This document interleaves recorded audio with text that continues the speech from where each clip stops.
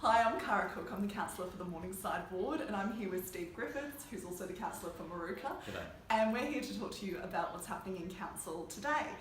This morning we heard from the Lord Mayor about what he thinks he could do in terms of International Women's Day this year, and the response we had from the Lord Mayor was that he thinks that putting a woman in charge of the Brisbane Metro project is the best he can do for women of Brisbane. Now, we called on him to look at all of the council policy procedures and local laws and make them gender neutral language, which we thought was a obvious and fair choice.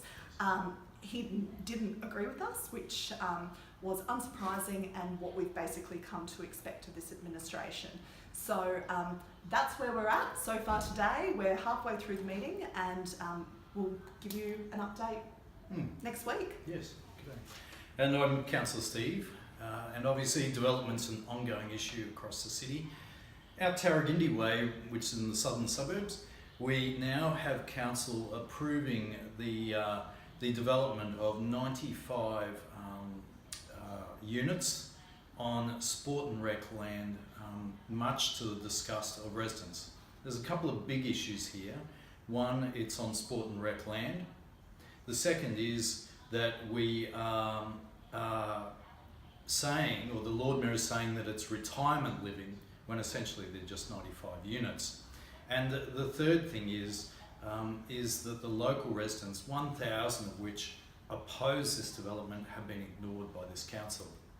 It's surprising because in the chamber, the Lord Mayor speaks very positively about this development, but he's recently sent a letter to residents of Tarragindi where he says, and I'll just quote you on this, council's preference would be to have no development at all on the site.